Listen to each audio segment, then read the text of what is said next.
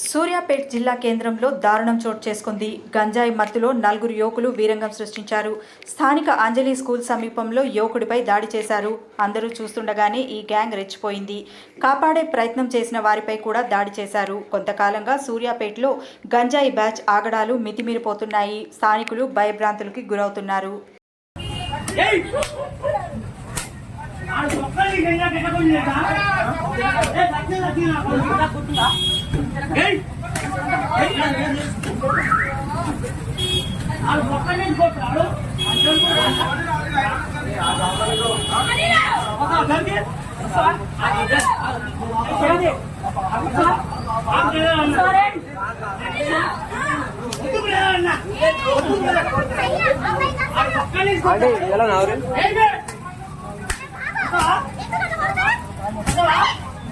నిన్న